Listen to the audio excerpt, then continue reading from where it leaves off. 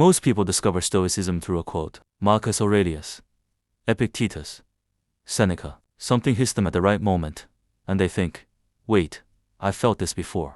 I've thought about this before. And that's because some people are already thinking like Stoics without knowing it.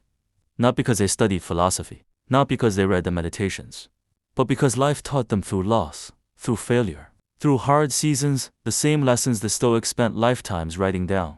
This video is for those people, and it's also for everyone who wants to know, am I actually applying this, or am I just consuming content about it? Here are 7 signs that Stoic philosophy isn't just something you know about. It's something you actually live. These signs are not about being perfect. Marcus Aurelius, the man who wrote the closest thing we have to a Stoic Bible, was writing reminders to himself because he kept forgetting. He got angry. He got distracted. He struggled with the same ego battles every human faces. So this isn't a checklist for enlightenment. It's a mirror. Some of these will resonate immediately. Some will show you where you still have work to do. Both of those are useful. Let's get into it. Something happens. Someone says something sharp.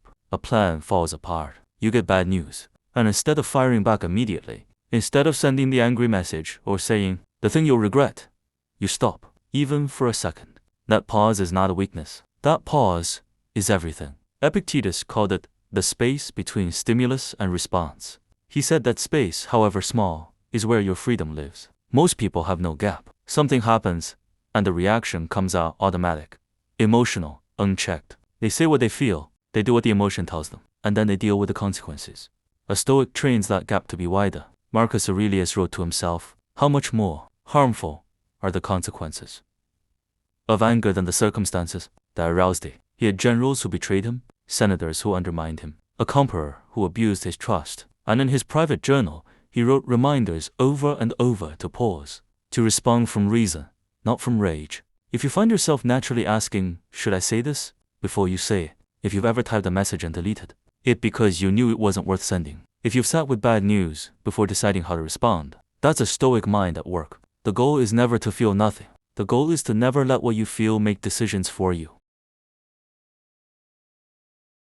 This one is the backbone of everything in Stoic philosophy. And if it's become a natural reflex for you, if when something goes wrong, your mind automatically sorts it into mine, or not mine, you are thinking like a Stoic. Here's what this looks like in real life. You apply for something, and you don't get it.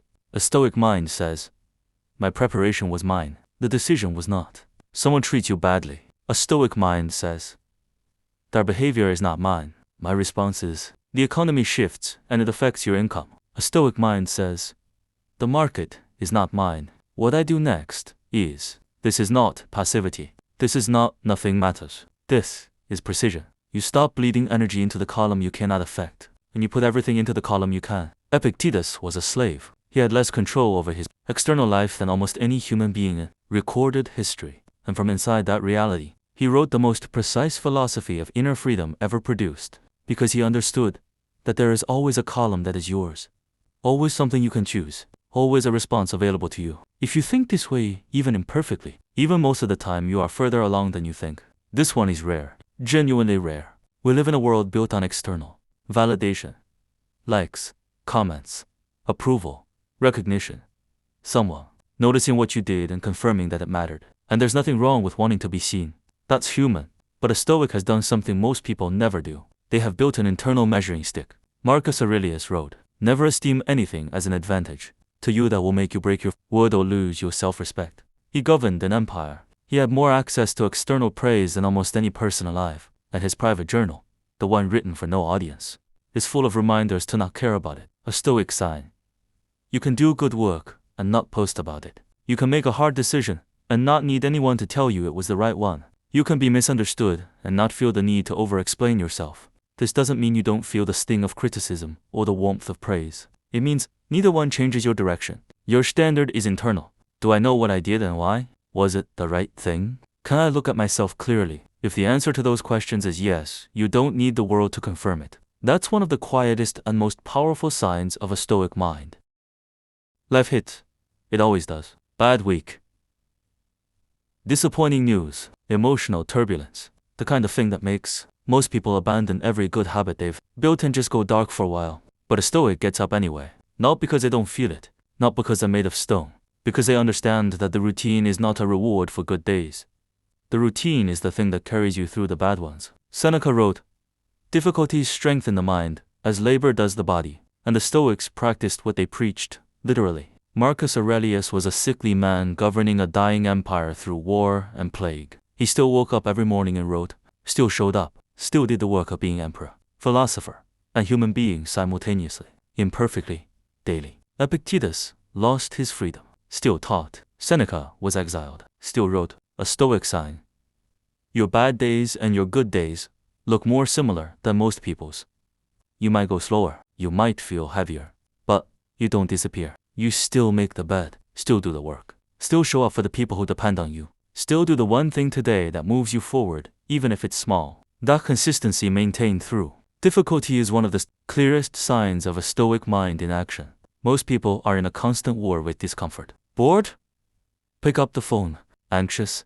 Find a distraction. Sad? Numb it. Uncomfortable in a conversation? Change the subject, or leave. A Stoic does something different. They sit with it.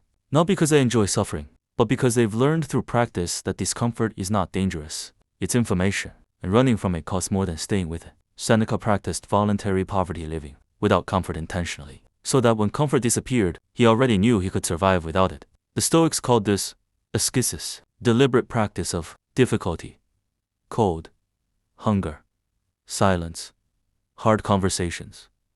The thing you don't want to do, not as punishment, as training. And here's what the training produces. A person who is not controlled by the need for ease, a Stoic sign. You can feel the urge to escape and choose to stay. You sit in the difficult conversation instead of walking out. You feel the anxiety and do the thing anyway. You experience the craving and let it pass without acting on it. You feel bored and don't immediately reach for stimulation. That ability to be uncomfortable without being destroyed by it, that's Stoic philosophy, not as a concept, but as a lived capacity. When things go wrong for most people, the story is, this shouldn't have happened. This is unfair. This is a setback. When things go wrong for a Stoic, a different question comes up automatically. What is this teaching me?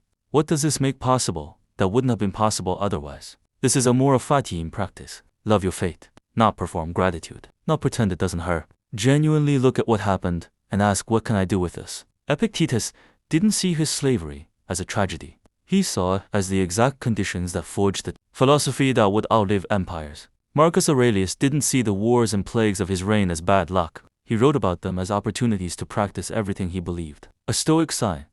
When something goes wrong, your first instinct, even if it takes a day or two to get there, is curiosity, not just complaint. You ask, what is this showing me about myself? What assumption did I have that this just broke? Who do I need to become to handle this better next time? That shift from, why did this happen to me, to what can I do with this, is one of the most reliable signs that Stoic thinking has become part of how you actually process life, not just something you read about. This is the deepest one, and the most misunderstood. Stoics thought about death constantly, not as a morbid obsession, as a clarifying practice. Memento mori.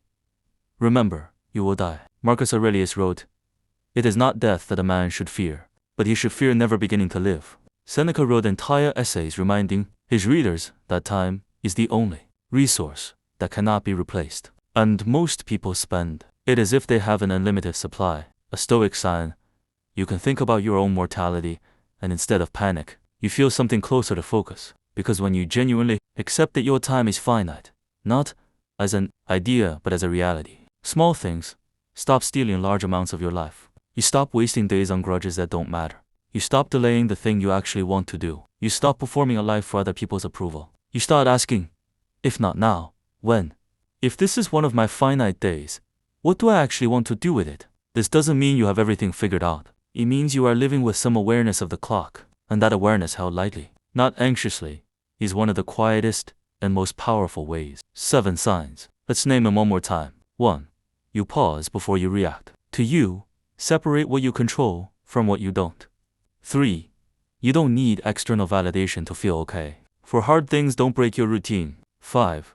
You can sit with discomfort without running from it. 6. You find meaning in setbacks. 7. You think about death without fearing it. How many of these landed for you?